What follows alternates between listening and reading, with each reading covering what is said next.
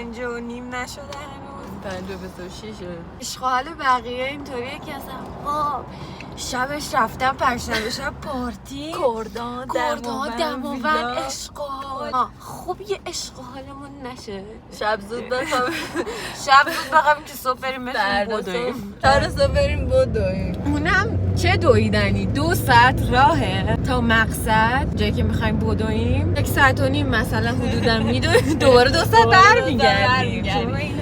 ولی هیچ وقت مرد همراهمون نیست. یعنی هیچ خودمون مرد خودمونیم. اصلا 2 تایی مگه این پاها این بازا کم پشتمون بودن.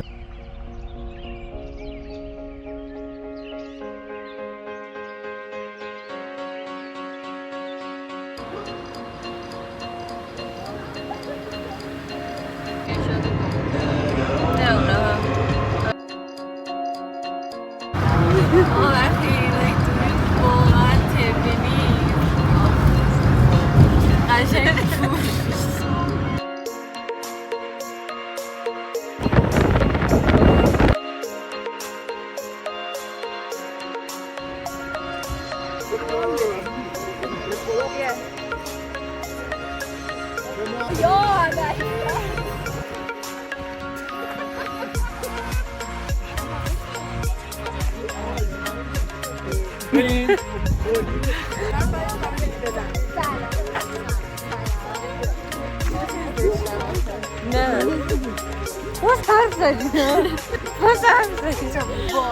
دخترها جون دختره فقط اکیب دختره همشون همه دختر.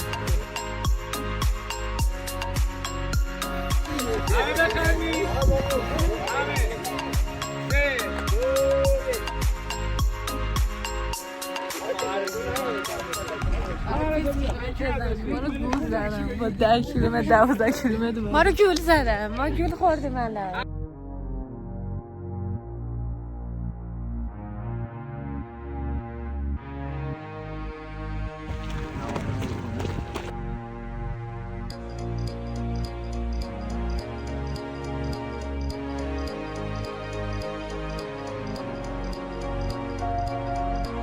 اومدیم 2 3 4 5 6 7 8 9 10 11 حتی 20 تا بزنیم 13 رو دیدیم.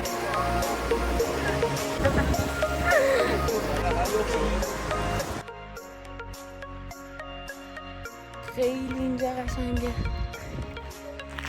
این دماونده. این آب چیه؟ میوه. ولی این دماونده. انتر نداریم و برگشت بکنه 2 کیلومتر دیگه اینا مونده باشه. هلو ببینم چقدر دویدیم ما. 8 کیلومتر 8 و نیم دویدیم. 2-3 کیلومتر دیگه داریم فکر کنم. دماوند رو بگیرم.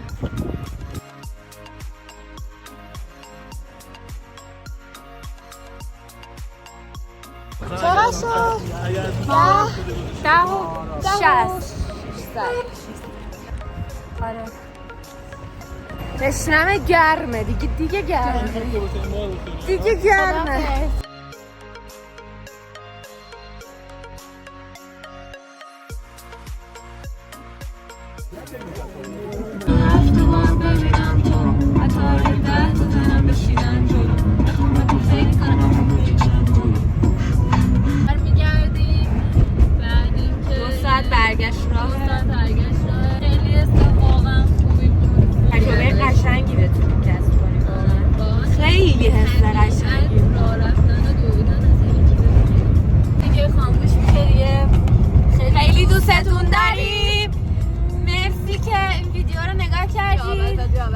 نظر بدید اگه دوست دارید که اینجوری ولاگ دوباره بذارم توی یوتیوب.